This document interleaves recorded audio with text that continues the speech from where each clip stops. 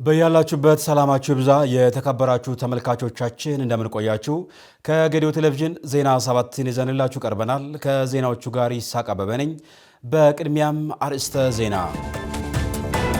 ታላቁ የሀገራዊ ምክክር ጠቅላላ ጉባኤ በ80 ንዑሳን ቡድኖች ተከፋፍሎ አጀንዳዎችን እየገመገመ መሆኑ ተገለጸ የትምህርት ጥራትን ለማሻሻል በሚደረገው ጥረት ህብረተሰቡ ያለ ስስት ተሳትፎ ማጠናከር እንደሚገባ ተገለጸ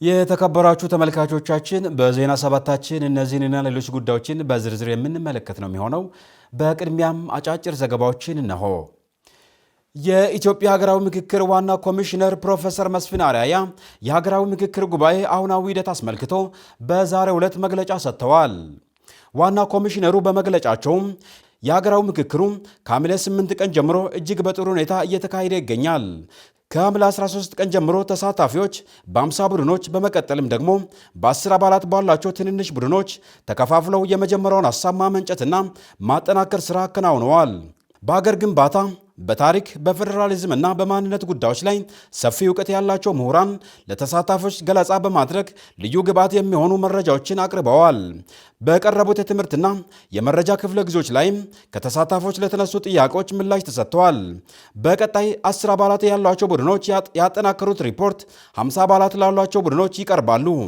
የሚቀርቡትን ሪፖርት በማብላላት በሚቀጥለው ሳምንት 4000 ተሳታፊዎች በ16 ቦታዎች ተከፋፍለው 250 አባላት ያሏቸው ቡድኖች በመፍጠር የምክክር ሂደቱ ይቀጥላል የፌደራልና የክልል ሆስፒታሎች በተጠንቀቅ አገልግሎት እየሰጡ ይገኛሉ የጸጥታና ደህንነት እንዲሁም የትራንስፖርት ዘርፎች የላቀ ድጋፍ እያደረጉ እንደሆነም ተናግረዋል ሚዲያዎች ሂደቱን በትክክል በመከታተል ለህዝብ ተደራሽ ለማድረግ እያደረጉት ያሉት ጥረት ተጠናክሮ እንደሚቀጥልም ተገልጿል ዘገባው የኢትዮጵያ ብሮድካስቲንግ ኮርፖሬሽን ነው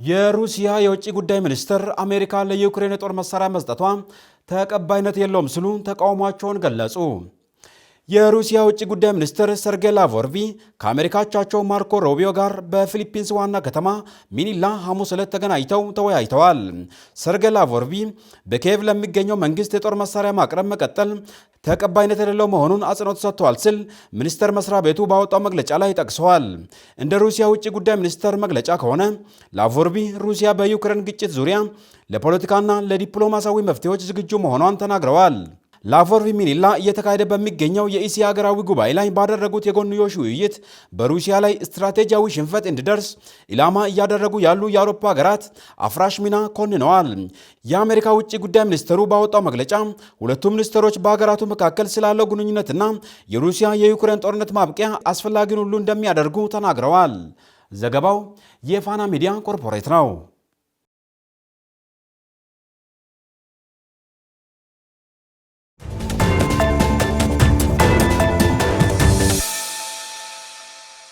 ታላቁ የሀገራዊ ምክክር ጉባኤ በ80 ንዑሳን ቡድኖች ተከፋፍሎ አጀንዳዎችን እየገመገመ መሆኑ ተገለጸ ምህረት አክልሉ ተጨማሪ አላት በኢትዮጵያ ዘላቂ ሰላምና ብሔራዊ መግባባትን ለመፍጠር ታስቦ የተቋቋመው የኢትዮጵያ ሀገራዊ ምክክር ኮሚሽን ካለፈው ሐምሌ 8 ቀን 2018 ዓ.ም ጀምሮ የጀመረውን ታሪካዊ ጠቅላላ ጉባኤ በስኬት እያስቀጠለ መሆኑን አስታወቀ። ኮሚሽኑ በሰጠው ጋዜጣዊ መግለጫ እንዳመለከተው ከተለያዩ የሀገሪቱ ክልሎች፣ ወረዳዎች፣ ልዩ ልዩ የህብረተሰብ ክፍሎችና ከዲያስፖራው ማህበረሰብ የተውጣጡ ከ4000 በላይ የህዝብ ተወካዮች የተሳተፉበት ይህ ታላቅ ጉባኤ በአሁኑ ወቅት ውይይቱን ይበልጥ ውጤታማ ለማድረግ ወደ 80 ንዑሳን ቡድኖች ተዋቅሮ እየሰራ ይገኛል። የኮሚሽኑ ኮሚሽነር አምባሳደር መሐመድ ድሪር እንደገለጹት እነዚህ ንዑሳን ቡድኖች በሀገሪቱ የወደፊት ዕጣ ፈንታ ላይ በቀጥታ በሚያተኩሩ 8 ዋና ዋና ብሔራዊ አጀንዳዎች ላይ በጥልቀትና በሰፊው የመከሩ ነው ብለዋል። የውይይቱን ሂደት ስልታዊ በሆነ መንገድ ለመምራትና የሀሳብ ፍሰቱን ለመቆጣጠርም 160 አማካሪዎችና 256 ቃለ ጉባኤ ጉባኤ ጸሐፊዎች በተለያዩ ክፍሎች ተመድበው በመስራት ላይ እንደሚገኙ አምባሳደሩ አብራርተዋል። የኮሚሽኑ ዋና ኮሚሽነር ፕሮፌሰር መስፍን አራያ በበኩላቸው ይህ የምክክር መድረክ በተለምዶ በሚደረጉት የፖለቲካ ክርክሮች በአብላጫ ድምጽ ብቻ ውሳኔ የሚተላለፍበት አለመሆኑን ገልጸዋል። ይልቁንም እያንዳንዱ ወገን የራሱን ሀሳብ በነጻነት አቅርቦ ልዩነቶች ተከብረው በጋራ መግባባቶች ላይ የሚደረስበት ልዩ የታሪክ መድረክ መሆኑንና ይህም ዜጎች የሀገርን ዘላቂ ጥቅም እንዲያስቀድሙ ትልቅ እድል እንደሚፈጥር አስገንዝበዋል። በሌላ በኩል ኮሚሽኑ በአሁኑ ወቅት በተለያዩ ማህበራዊ ሚዲያዎች ላይ የውይይቱን ሂደት ለማደናቀፍና የተሳሳተ ግንዛቤ ለመፍጠር የሚሰራጩ ከእውነት የራቁ ሐሰተኛ መረጃዎች መኖራቸውን ጠቁሟል። በመሆኑም መላው የሀገሪቱ ዜጎች ከእንዲህ መሰል ያልተረጋገጡ ወሬዎች ራሳቸውን እንዲጠብቁ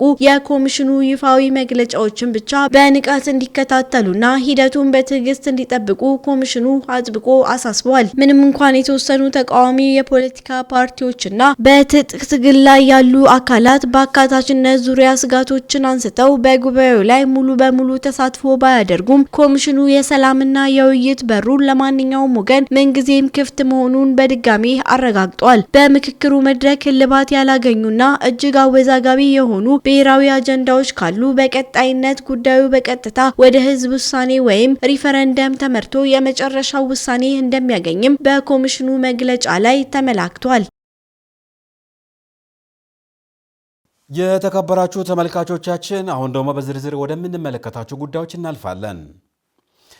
በተቀናጀ መንገድ ተጠሪ ተቋማትና ባለድርሻ አካላት በታቀደው ልክ የግብርና ስራዎችን ለማረጋገጥ ትኩረት እንዲያደርጉ የጌዴኦ ዞን ግብርና መምሪያ አሳስበዋል። በአጠረ ጊዜ ውስጥ የሚደርሱ የተሻሻሉ የእንሰት ዝርያዎችን በመትከል ምርት እንዲጨምር በተሰራው ስራ ላይ ከፍተኛ ለውጥ መታየቱም ተገልጿል። ሴኒያ መሐመድ ተጨማሪ አላት። በግብርና መምሪያ ተጠሪ ተቋማት መካከል የህብረት ስራ ልማት ጽሕፈት ቤት፣ የቡና ሻይ ቅመማ ቅመም ጽሕፈት ቤት፣ የአካባቢ ጥበቃ፣ የአየር ንብረትና የአደጋ ስጋት ስራ አመራርና የምግብ ዋስትና በዋናነት ይጠቀሳሉ።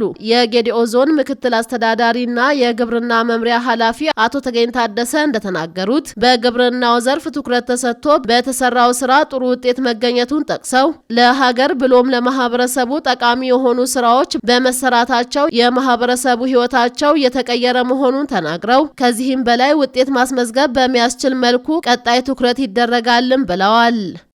ግብርና እንግዲህ ለሰው ልጅ ህይወት ኑሮና እድገት በጣም ወሳኝና ቁልፍ ከሚባሉ የስራ ዘርፎች አንዱ ነው። እንደ ጌዴኦ ዞን ትኩረት አድርገን የምንሰራቸው የግብርና ስራ ዘርፎች አሉ።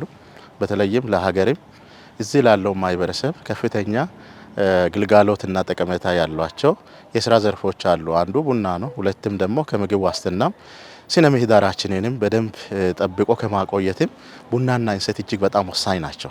ከቅርብ ጊዜ ወዲህ በእነኚህ ዋና ብለን በምንሏቸው ሰብሎች ላይ የነበረውን የምርታማነትን ማነቆ ለመፍታት የተደረጉ ስራዎች እጅግ በጣም አበረታች ውጤት አምጥቷል።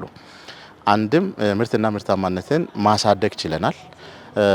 ሁለትም ምርትና ምርታማነት ሲያድግ የማህበረሰብ ህይወት መቀየር ጀምሯል። ቡናን በተሻለ አምርቶ ሽጦ ህይወታቸው እየተቀየረ ያለ የማህበረሰብ ክፍል ከጊዜ ጊዜ እየጨመረ ነው ያለው። ስለዚህ ይሄ ለሀገርም ልምድ የሚሆን የተወሰኑ ቦታዎች ላይ ጀምረን ዛሬ ላይ እጅግ በጣም እየሰፋ ያለ ተግባር ነው። እሱን በጣም አጠናክረን እንሄዳለን። የቡናና ቅመማ ቅመም ጽሕፈት ቤት ኃላፊ አቶ አማኑኤል ወርቁ እንደገለጹት በበጀት ዓመቱ ከተከናወኑ ስራዎች መካከል የቡና ሽፋን ሰፊ እንደሆነ በመጥቀስ የኩታ ገጠም ስራን በማጠናከር ምርታማነት ላይ ለውጦች መታየታቸውን ገልጸዋል። በተለይ የግንዛቤ ስራን የኩታ ገጠም አስተራረስን የማላመድ ስራ በሰፊው መጀመሩን አንስተው በበጀት ዓመቱ በወረዳ ቀበሌያትን ከቀበሌያት የሚያገናኝ የኩታ ገጠም ስራ ታቅዶ እየተሰራ ነው ብለዋል።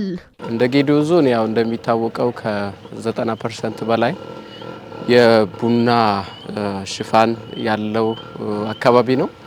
ይህንን መሰረት ባደረገ መልኩ ደግሞ ያው ከዚህ በፊት ወደ 77401 ሄክታር አካባቢ ነበር አጠቃላይ ሽፋናችን። በዚህ መነሻ ደግሞ ዘንድሮ ላይ ወደ 78000 ሄክታር በላይ ከፍ ማድረግ ተችሏል ማለት ነው። ይሄም የተሰራው ስራ አንደኛው በለማቱ ፓርት ላይ አዳዲስ ማሳዎች ቡና የማይለማባቸው ማሳዎች ወደ ቡናን ወደ ማልማት የገቡበትና ያስገባንበትም አመትም እንደነበረ በግምገማችንም ያየንበት ሁኔታዎች ናቸው ያሉት። ለዚህም ደግሞ ከወትሮው ያመለካከትና የአስተሳሰብ ለውጦችም ጭምር የታዩበት እንደነበረ ማየት ተችሏል ማለት ነው። ስለዚህ በዘንድሮ በአዲሱ በጀት አመት ላይ ደግሞ ትልቁን ኢኒሼቲቭ አድርገን እየተንቀሳቀሰን ያለነውና የተግባባነውም ተግባር ምንድነው?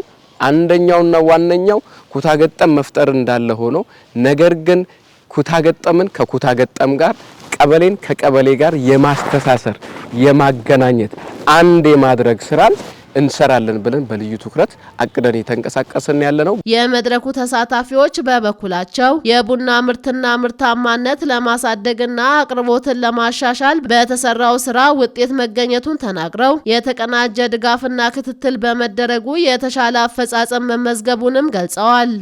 እና ቅመም ልማት ስራችንን ምርትና ምርታማነትን ለመጨመር የተለያዩ ተግባራትን አቅደን እየሰራን ያለንበት ሁኔታ ነው ያለው።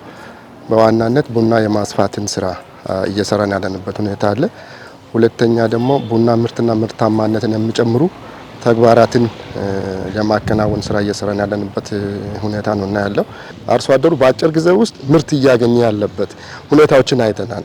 ቡናዎች እስኪደርሱ ድረስ ደግሞ ጎን ለጎን የሚሰሩ ደባል ሰብሎችንም በስፋት እየሰራን አርሶ አደሩ ምርት እያገኘ ያለበት ሁኔታ አለና እነዚህ ሁሉ ሲዳመሩ የአርሶ አደሩ ገቢን በመጨመር የአርሶ አደሩ ቡና ምርታማነትን በመጨመር ከፍተኛ አስተዋጽኦ እያደረገ ያለበት ሁኔታዎች አሉና በዚህ ልክ እየሰራን ያለንበት ሁኔታ ነው ያለው። አጠቃላይ ካለን እርሻ መሬት ስፋት 90% ላይ በቡና የተሸፈነ ነው። ያንን መሰረት ተደርጎ ያረጁ ቡናዎችን በማደስ ሰፊ ስራ እየተሰራ ነው።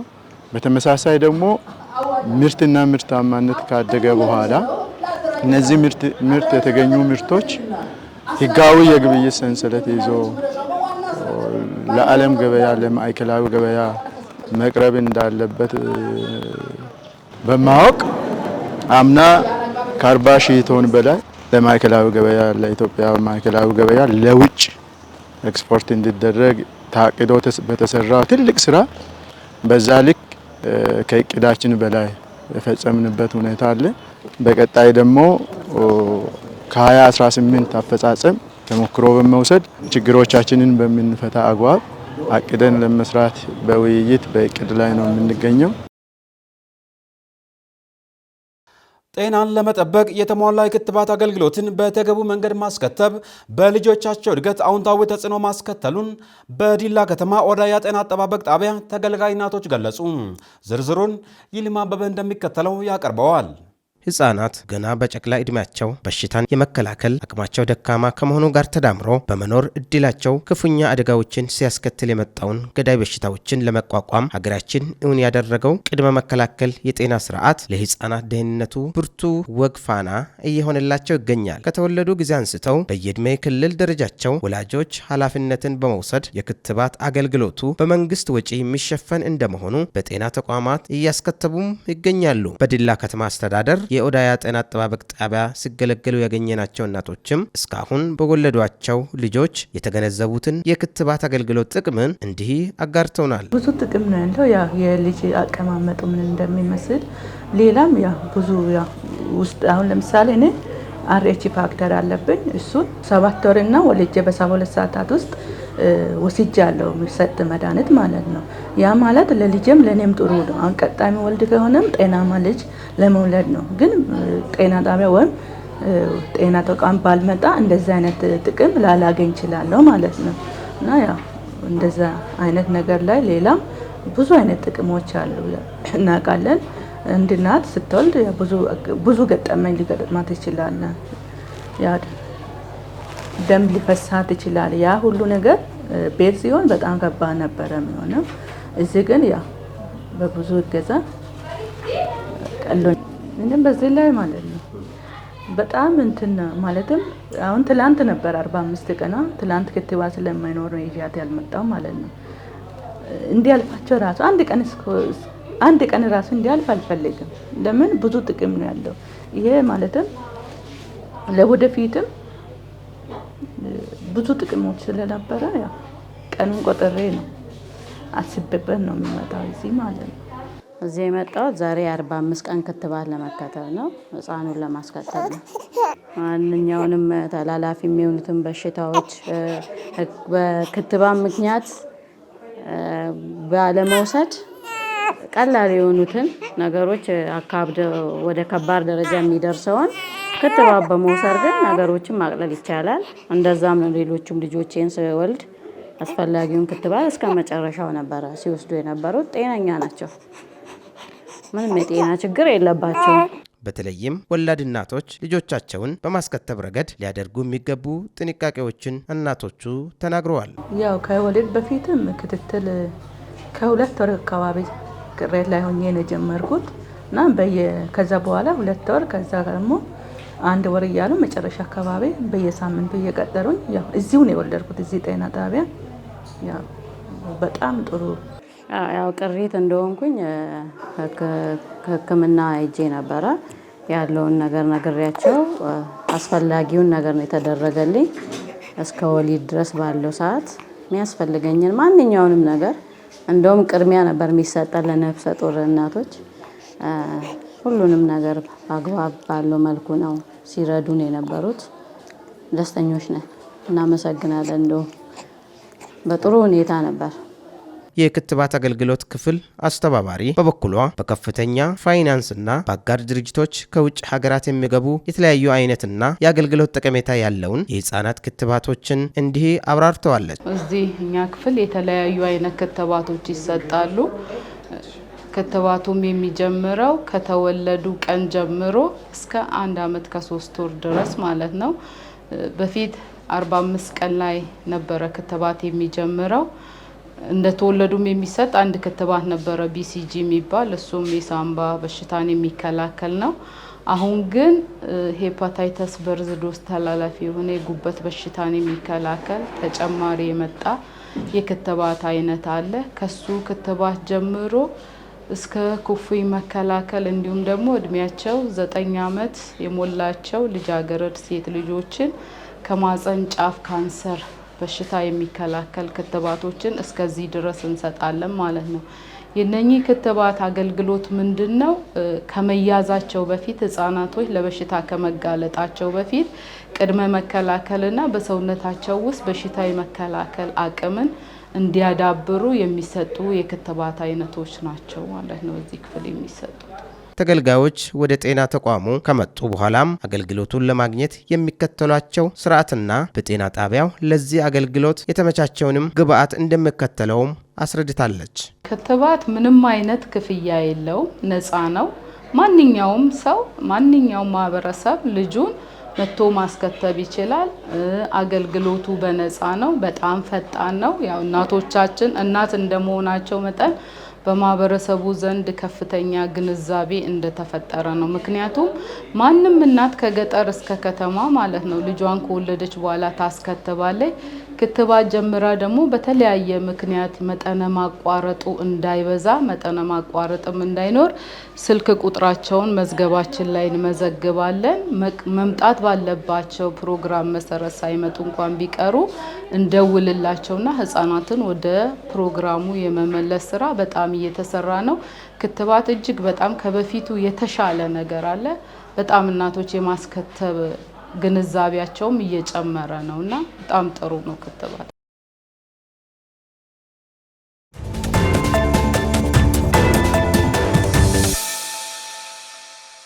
የትምህርት ጥራትን ለማሻሻል በሚደረገው ጥረት ህብረተሰቡ ያለ ስስት ተሳትፎ ማጠናከር እንደሚገባ ተገለጸ።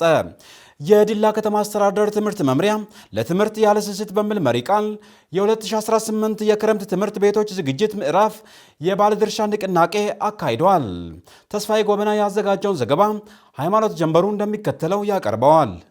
የዲላ ከተማ አስተዳደር ትምህርት መምሪያ ለትምህርት ያለ ስስት በሚል መሪ ቃል የ2018 ዓ.ም የክረምት ትምህርት ቤቶች የዝግጅት ምዕራፍ የባለድርሻ አካላት የንቅናቄ መድረክ ተካሂዷል። በመድረኩ የዲላ ከተማ አስተዳደር ትምህርት መምሪያ ኃላፊ ትምህርት የተሻሻለ ትውልድን ለመቅረጽ ሁሉም ያለ ስስት መሳተፍ እንደሚገባ ጠቁመው የመምህራን ብቃት ማጠናከርና ትምህርት ቤቶችን ደረጃ ማሻሻል አስፈላጊ መሆኑን ገልጸዋል። ትምህርት ለሁሉም ነገር መሰረት በመሆኑ ደረጃውን የጠበቀ ትምህርት ዜጎች እንዲያገኙ ለማድረግ በሀገሪቱ የተለያዩ የሪፎርም ስራዎች ትምህርት ቤቶችን ማሻሻልን ጨምሮ ዘርፈ ብዙ ስራዎች እየተሰራ ይገኛል። ትምህርት የሁሉ መሰረት ነው። ሁላችንም ህፃኑን ተምረን የመጣ ነው። አንድ ሀገር የተሻለ ደረጃ ደርሷል የሚባለው የትምህርት ስርዓቱ በተሻለ ደረጃ ያጠናከረ ትምህርት ስርዓቱን በአግባቡ የመራ አካል ነው። ዜጋው በውጤትም በስነ ምግባርም ራሱን እያየ በተለይ ሀገር ምን አደረገለችን ሳይሆን ለሀገሬ ምን አደረኩ የሚለውን ዜጋ መፍጠራም ዋና መንገድ ትምህርት ነው። የትምህርት ጥራትንና ውጤታማነትን በማሻሻል ብቁና ተወዳዳሪ ዜጎችን ለማፍራት በሚደረገው ጥረት የባለድርሻ አካላት ንቁ ተሳትፎ የጎላ መሆኑን የገለጹት ኃላፊው በዚህም ባለሀብቶችና ህብረተሰቡ ተሳትፎ በከተማው ባለፉት 3 ዓመታት ላይ ከ80 በላይ የመማሪያ ክፍሎች ተገንብተዋል ብለዋል። የትምህርት ቤቶችን ደረጃ በቀጣይ በማሻሻል የትምህርት ጥራት ለማምጣት የመምህራን የግብዓት እንዲሁም የመማሪያ ክፍሎችን ማደስና አዳዲስ መገንባት የትኩረት አቅጣጫዎች መሆኑ የተገለጸ ሲሆን በበጀት ዓመቱ ከ41 ሺህ በላይ ተማሪዎችን ለማስመዝገብ በትኩረት እንደሚሰራ ጠቅሰዋል። ይህም የተማሪዎችን ውጤት ለማሻሻልና ስነ ምግባራቸውን ለማነጽ ያለው አበርክቶ ከፍተኛ ነው ብለዋል። ከዚህ ጎን ለጎን ትምህርቱን በየቦታ ለማሻሻል የግል ባለሀብቶች ያደረጉት ጥረት እጅግ በጣም የሚደነቅ ነው። የዲላ ዩኒቨርሲቲ ሌሎች ማህበራትን በጋራ በመነሳሳት ተጨማሪ ክፍሎችን በመገንባት ቅድም ያልናቸውን የጭቃ ቤቶችን ነፃ የማድረግ ቀደም ሲል ከተማ ውስጥ በነበሩ ትምህርት ቤቶች ከዲላ አንደኛና ከቆፌ አንደኛ አንዳንድ ብሎክ ካለ ውጪ ሁሉም ትምህርት ቤት ላይ የጭቃ ቤት ማስወገድ ተችሏል። ይሄ ትልቅ የከተማ አጠቃላይ ማህበረሰብ ካቢኔ ፓርቲ በማስተባበር የተሰሩ ስራዎች ናቸው። የዲላ ከተማ አስተዳደር ምክትል ከንቲባና የስራና ክህሎት መምሪያ ኃላፊ ትምህርት የሀገር ልማት መሰረት በመሆኑ የትምህርት ጥራትን ለማረጋገጥ የተማሪዎችን ውጤት ለማሻሻልና ምቹ መማሪያ አካባቢ ለመፍጠር ለትምህርት ያለ ስስት በሚል መሪ ቃሉ መትጋት ይገባናል ብለዋል። የትምህርት ባለድርሻ አካላትን ያሳተፈ የትምህርት ንቅናቄ ስራዎችን በማድረግ በ2018 በየደረጃው የነበሩ ችግሮችን በ2019 የትምህርት ዘመን ለመቅረፍ ጥሩ እድል ይፈጥራል ነው ያሉት። የ2018 ዓመተ ምህረት የትምህርት ንቅናቄ ዋና ትኩረቱ ትምህርት ቤቶች በአዲሱ የትምህርት ዘመን በሁሉም አስፈላጊ ግብዓቶች ለማዘጋጀት የተማሪዎች የትምህርት አቀባበል ችግሮችን ለመፍታት የማጠናከሪያ ትምህርት ተጠናክሮ እንዲቀጥል እንዲሁም የቀድሞ እቅዶች አፈጻጸም በመገምገም በብሔራዊ የትምህርት ፍኖተ ካርታ የተጣጣመ እቅድ በማዘጋጀት ይህንኑ በባለድርሻ አካላት በተሳካ መልኩ ለመፈጸም የታለመ ንቅናቄ ነው። በትምህርት ላይ በተከናወኑ ስራዎች የተመዘገቡ ስኬቶች ያሉ ቢሆንም በተፈለገው መጠን አለመሆኑን የጠቆሙት ምክትል ከንቲባው በልዩ ትኩረት በዚህ ክረምት የትምህርት ስራን ለማከናወን ትምህርት ቤቶችና የሚመለከታቸው አካላት በቅንጅት ይሰራሉ ብለዋል። ለዚህም ለትምህርት ስራ ሀብት በማሰባሰብ ለትምህርት ቤቶች መሰረተ ልማቶችን ማሟላት፣ ደረጃቸውን ማሻሻልና ግብዓቶችን ማሟላት እንዲሁም አስፈላጊውን ሁሉ ለማድረግ በቁርጠኝነትና በላቀ ብቃት መፈጸም እንደሚያስፈልግ ገልጸዋል። በዚህ መሰረት የሚከተሉ ቁልፍ ተግባራትን በክረምት ስራዎቻችን ትኩረት አድርገን እንሰራለን። የትምህርት ቤቶች ጥገናና ደረጃቸውን ማሻሻል ጉዳይ እንደ መሪ ቃሉ ያለ ስስት መስራት፣ ያልተጠናቀቁ የተጀመሩ ትምህርት ቤቶችን ግንባታዎች ካሉም የተማሪዎች የማጠናከሪያ ትምህርት የሚቀበሉትም ይሁን የሚያስተምሩት ለተማሪዎች አቅም እና ግብዓት የሚያግዝ ሀብት እንደ መሪ ቃሉ ያለ ስስት ማሰባሰብ መስጠት በመርሃ ግብሩ ያነጋገርናቸው የቆፌ ሁለተኛ ደረጃና የአጼ ዳዊት አንደኛ ደረጃ ትምህርት ቤቶች ርዕሰ መምህራን በበጀት ዓመቱ የተከናወኑ ስራዎችንና የቀጣይ ዓመት ዝግጅትን በተመለከተ አንስተዋል። በእነዚህ ጊዜያት ውስጥ ዘርፈ ብዙ ተግባራት ተሰርቷል። ለምሳሌ ከቅድመ መደበኛ ጀምሮ በፊት ከነበሩበት ክላስ በጣም ይርቅ ነበር። ከመግቢያ እስከ ክላሱ ያለው ርቀት ለህፃናቱ የማይመጥን ከመሆኑ አንፃር ያንን ከኔ ማኔጅመንት ጋር በመወያየት ሽፍት አድርገናል ማለት ነው። ያን ቦታ ግቢውን አጥረን ምቹ ከማድረግ አንፃር መጫወቻዎችን፣ አንዳንድ ቁሳቁሶችን ከዛ ካለበት በማምጣት ሌላም ተጨማሪ ስራዎች በመስራት ምቹ ሁኔታ ፈጥረናል። የ2018 የትምህርት ዘመን ስራ በተሳካ ሁኔታ የተጠናቀቀ ስራ እንደሆነ ነው የገመገምነው። የመማር ማስተማሩ ስራ ጎን ለጎን የፊዚካል ስራዎችንም ጭምር በተሳካ ሁኔታ የሰራንበት ዓመት እንደነበረ ነው የገመገምነው። ከዚህ አንፃር በፊት ከነበሩ አካሄዶች በፊት ከነበሩበት ሁኔታዎች ትምህርት ቤቱን ከማሻሻል አንፃር ሰፊ ስራዎችን ሰርተናል። ለአብነት የኢንተርኔት አገልግሎት አልነበረውም ትምህርት ቤቱ፣ እሱን የሚያገኝበትን አግባብ ፈጥረናል። ከዛም አልፎ የውሃ አገልግሎት ተማሪዎች የሚያገኙበትን አግባብ የፈጠርንበት አግባብ ነው የነበረ በ2018 ማለት ነው። ከዛም አልፎ ደግሞ ከውጪ አካላት ጋር ከሀገር ውጪ ካለው አካል ጋር በመነጋገር የ12ኛ ክፍል ተማሪዎች የተሻለ የማጠናከሪያ ትምህርት እንዲያገኙ ድጋፍ የማግኘት ስራ ጭምር ያገኘንበት ስራዎች የተለየ ያደርጋል ብዬ አስባለሁ። በወናጎ ከተማ አስተዳደር የነዋሪዎችን የመልካም አስተዳደር ጥያቄ ሆነው የቆዩ የመሰረተ ልማት ጥያቄዎችን ለመመለስ በተከናወኑ ስራዎች አበረታች ውጤት መመዝገቡ ተገለጸ። በከተማ አስተዳደሩ በተጠናቀቀው የ2018 በጀት ዓመት በርካታ የመሰረተ ልማት ጥያቄዎች ምላሽ ማግኘታቸውን የወናጎ ከተማ አስተዳደር ምክር ቤት አባላት ተናግረዋል። ማምቦሽ ኢሳያስ ያዘጋጀው ዘገባ እንደሚከተለው ይቀርባል። የወናጎ ከተማ አስተዳደር ምክር ቤት አራተኛ ዙር 18ኛ መደበኛ ጉባኤ የምክር ቤት አባላት የከተማ አስተዳደር ከንቲባን ጨምሮ የመንግስት የስራ ኃላፊዎች በተገኙበት በተለያዩ አጀንዳዎች ላይ በመምከር ውሳኔ አሳልፈዋል። በተጠናቀቀው የ2018 በጀት ዓመት በከተማው የመልካም አስተዳደር ጥያቄ የነበሩ የከተማ ውስጥ ለውስጥ መንገድ ከፈታ፣ ጌጠኛ ድንጋይ ንጣፍ፣ የጎርፍ መሄጃ ዲች ግንባታ ምላሽ ማግኘታቸውም ተጠቅሰዋል። በከተማው እየተከናወነ በሚገኘው የልማት ተግባራት መደሰታቸውን የገለጹት የወናጎ ከተማ አስተዳደር ነዋሪዎች በከተማው ለሚከናወኑ የመሰረተ ልማት ስራዎች ድጋፋቸውን እንደሚያጠናክሩም ገልጸዋል። ከሷ ኋላ የተመሰረቱ ከተማ ብዙ ልማት አግኝቶ ወናጎ ግን ልማት ሳታገኝ በጣም ቆይታለች። ህዝቡም ደግሞ ይህን የልማት ጥያቄ በየዘርፉ እየጠየቀ ባለበት ነው። እንግዲህ ከተማ አስተዳደር በ2014 ላይ ራሱን ችሎ ከተመሰረተ ወዲህ በርካታ ስራዎች ተሰርተዋል። በርካታ የህዝብ ጥያቄ ምላሽ አግኝቷል። የመንገድ፣ የመብራት፣ የውሃ ሌሎችም በርካታ የህዝብ ጥያቄ ምላሽ ያገኘበት አመታት ነው። የህብረተሰቡ ተሳትፎ በገንዘብም የህብረተሰቡ ተሳትፎ አድርገዋል። እንኳን ሌላ ቀርቶ ስጋ ነጋዴዎች እንኳን በቄራ ደረጃ ማንም ሳያስተባብራቸው በራሳቸው ጊዜ ደረጃውን የጠበቀ ቄራ ይሰራልን ብለው ስራውን እንዳስጀመሩ ዛሬ ካየነው መረጃ መረዳት ችለናል። ይሄ የሚታወቅ ሀቅ ነው። በሌላ በኩል ደግሞ እነዚህ ስራዎች ሲሰሩ ያለምንም ክፍያ ህብረተሰቡ የራሳቸው ቤት በማፍረት አጥር በማፍረት የሚያስፈልገውን አስተዋጽኦ ከመንግስት ጋር በመሰለፍ አድርገዋል ማለት ይቻላል። በወናጎ ከተማ አስተዳደር በተጠናቀቀው የ2018 በጀት ዓመት በመንግስትና በህብረተሰብ ድጋፍ አዳዲስ የከተማ ውስጥ ለውስጥ መንገድ ከፈታ፣ ጌጠኛ ድንጋይ ንጣፍ፣ የዲች ግንባታን ጨምሮ በርካታ መሰረተ ልማቶች መከናወናቸውን የከተማው አስተዳደር ማዘጋጃ ቤታዊ አገልግሎት ስራ አስኪያጅ ተናግረዋል።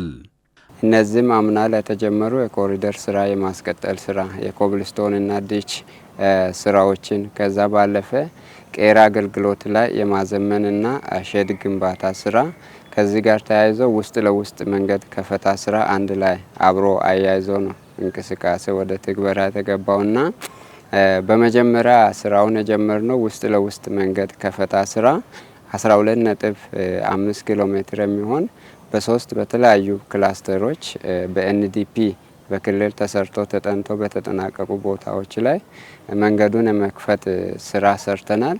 ከዛ ባለፈ የኮብልስቶን ንጣፍ ስራው ካምና በተሻለ መንገድ ረጅም የሆነው መንገዱን ሳይት በመምረጥ በሶስት በተለያየ ሎት በመከፋፈል 0.7 ኪሎ ሜትር የኮብልስቶን ንጣፍ ስራ መንገዱ በቅድሚያ ፕላኑ ተጠብቆለት እንዲሄድ የማድረጉን ስራ ሰርተናል።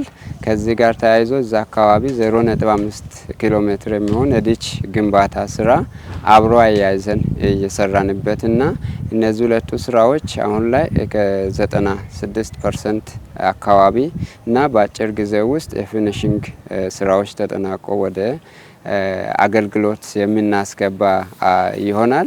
በበጀት ዓመቱ በከተማ አስተዳደሩ በርካታ የልማት ጥያቄዎች ምላሽ ማግኘታቸው የተገለጸ ሲሆን ከተማው ሳይለማ በርካታ ዓመታትን ያስቆጠረ መሆኑን ጠቅሰው በከተማው የሚፈለገውን ልማት ለማምጣት የከተማው ነዋሪዎች ከመንግስት ጎን በመሆን የተለመደውን ድጋፍ ማጠናከር እንደሚገባም ተጠቅሰዋል። በ2018 ዓመተ ምህረት የተሰሩ የልማት ስራዎች ለወናው ከተማ ትንሳኤ አምጥቷል የሚል ድምዳሜ ምክር ቤቱ ገምግሟል። ይህ ትንሳኤን ማስቀጠል እንዳለበትን ደግሞ ትኩረትና አጽንኦት ሰጥቷል። ይህ ትንሳኤ መቀጠል ያለበት ከተሞች እንደ ሀገር የተቀመጠው የዜጎችን ኑሮ ማሻሻል ያለበት ከተሞች ተብሎ እንደ ሀገር ተቀምጧል።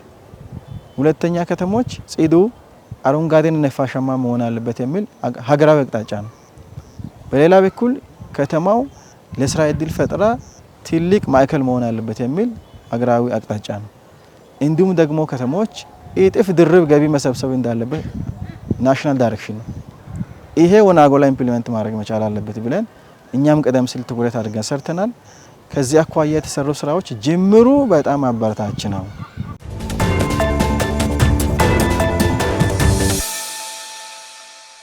አንዲ ብሪንሃም የእንግሊዝ አዲሱ ጠቅላይ ሚኒስትር ሆነው ተመረጡ። የቀድሞው የማንቸስተር ከንቲባና የአዲሱ ሌበር ፓርቲ መሪ አንዲ ብሪንሃም ኬር ስታርመርን በመተካት የብሪታንያ 7ኛ ጠቅላይ ሚኒስትር በመሆን ተሹመዋል። ለዓለም አቀፍ ትንታኔ ደመላሽ ጉልማ። ብርሃም ባለፈው ሰኔ በተካሄደው ምርጫ አሸናፊ ሆነው ወደ ፓርላማ መመለሳቸው ይታወሳል። የቀድሞ ጠቅላይ ሚኒስትር ስታርመር የስልጣን መልቀቂያቸውን ባስገቡ በጥቂት ሰዓታት ውስጥ የፓርላማ አባልነታቸውን ቃለ መሐላ ፈጽመው ነበር። ስታርመር በስልጣን ላይ የቆዩት ለ2 ዓመታት ብቻ ሲሆን የብርሃም ወደ ስልጣን መምጣት በሀገሪቱ የሚስተዋለውን የመሪዎች በአጭር ጊዜ ውስጥ የመቃየር ታሪክ ይለውጧል የሚል ተስፋም ሰንቋል። የ56 ዓመቱ አዲሱ ጠቅላይ ሚኒስትር አንዲ ብርሃም በንጉስ ቻርልስ ሳልሳዊ ቤተ መንግስት ተጋብዘው አዲስ መንግስት መሰረቱ ከተፈቀደላቸው በኋላ በታዋቂው የዳውኒንግ ስትሪት ቁጥር 10 ቢሮ ለመጀመሪያ ጊዜ ለሀገሪቱ ህዝብ ንግግር ያደርጋሉ ተብሎም ተጠብቋል። ይህ ታሪካዊ ሽግግር የሌበር ፓርቲን ይዞታ የሚያጠናክር ሲሆን ብርሃም እንደ አውሮፓውያን ዘመን አቆጣጠር ከ2016 ጀምሮ የሀገሪቱን ከፍተኛ ስልጣን የጨበጡ 7ኛው የእንግሊዝ ጠቅላይ ሚኒስትር በመሆን በታሪክ መዝገብ ውስጥ ይገባሉ ተብሏል። በጣም ታዋቂ የብሪታንያ ፖለቲከኛ ናቸው። ብሪታንያ ከአውሮፓ ህብረት አባልነት ከወጣ ከ10 ዓመት ወዲህ ከተሾሙ ጠቅላይ ሚኒስትሩ 7ኛው የሌበር ፓርቲ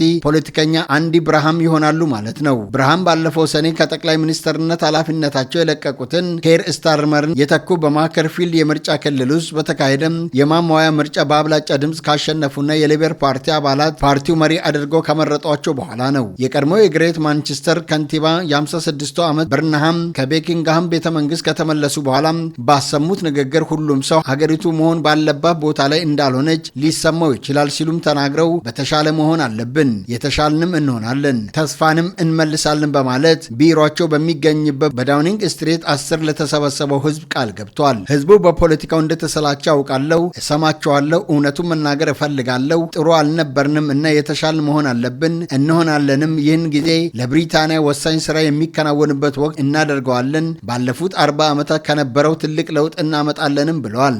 We will make this moment a circuit breaker for Britain, bringing forward the biggest changes in the last 40 years.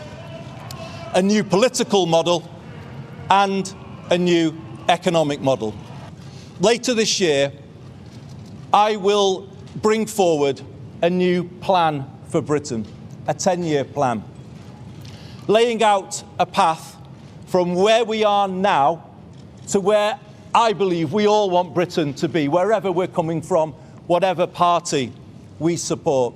I will soon go through that door behind me and issue my first instruction to end rough sleeping in our country.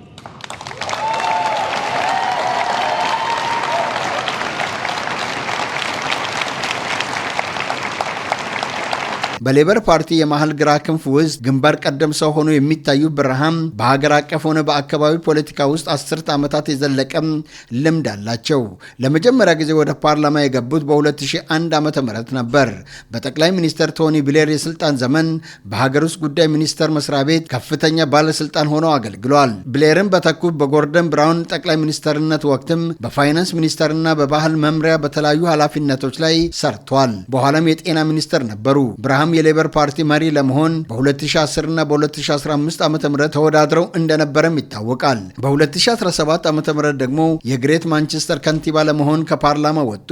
ብርሃም ሰሜናዊ ኢንግላንድ በሚገኘው 2.8 ሚሊዮን ህዝብ መኖሪያ ለሆነው ለግሬት ማንቸስተር ከንቲባ 3 ጊዜ ነው የተመረጡት። በአጠቃላይ ለ9 ዓመታት የከተማይቱ ከንቲባም ነበሩ። ከተመረጡ ከ3 ቀናት በኋላ የጠቅላይ ሚኒስትርነቱ መንበር ስልጣን የጨበጡት ብርሃም የብሪታንያ ንጉስ ሳልሳዊ ቻርልስ መንግስት እንዲመሰርቱ በጠየቋቸው መሰረት የካቢኔ አባላቶቹን ሾሟል። አዲሱ ካቢኔያቸው ከስታርመር ሚኒስትሮች ሁለቱን ብቻ በመውሰድ የተቀሩትን ኃላፊነቶች በአዳዲስ ሚኒስትሮች ነው የተኩት። ከመካከላቸው በስታርመር የመጨረሻ ስልጣን ዘመን በገዛ ፍቃዳቸው ከመከላከያ ሚኒስትርነት የተነሱት ጆኒ ሂሊ በፋይናንስ ሚኒስትርነት ተሹመዋል። ብዙ ትችቶች ይቀርብባቸው የነበሩት የቀድሞ የፋይናንስ ሚኒስትር ከአዲሱ ካቢኔ ተሰናብተዋል። ብርሃም እንዳስታወቁት ደግሞ ከኤሌክትሪክ አገልግሎት ክፍያ ላይ ተጨማሪ እሴት ታክስን ከፊታችን ጥቅምት አንስቶ ያነሳሉ ተብሎም ይጠበቃል። ብርሃም በኮቪድ-19 ወረርሽኝ ወቅት በእንቅስቃሴ ገደብ ምክንያት ለተጎዱ ንግዶችና ሰራተኞች የገንዘብ ድጋፍ እንዲያደርጉ የያኔውን ጠቅላይ ሚኒስትር ቦሪስ ጆንሰንን በጣም ይሞግቱ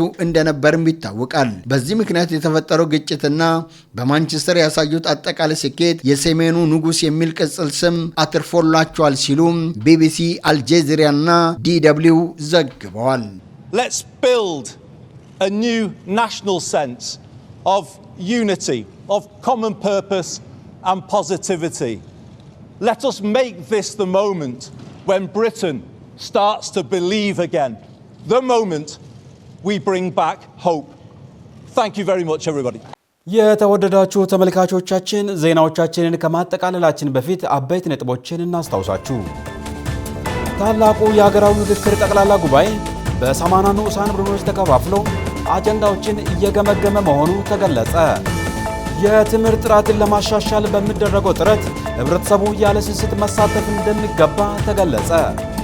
የተከበራችሁ ተመልካቾቻችን በመከታተል ላይ የነበራችሁት ከጌዲዮ ቴሌቪዥን የሚተላለፍላችሁን ዜና ሰባታችንን ነበር። ዜናዎቻችንን በዚያው አበቃን። ዜናዎቹን በመምራት ቆይታ ያደረኩት ይሳቅ አበበ ከመላው ስቱዲዮ ባለሙያዎች ጋር በጋራ በመሆን ነበር። ከቀሪ ከጌዲዮ ቴሌቪዥን ፕሮግራሞች ጋር መልካም ቆይታ እንደሆነላችሁ ተመኘን። ሰላም።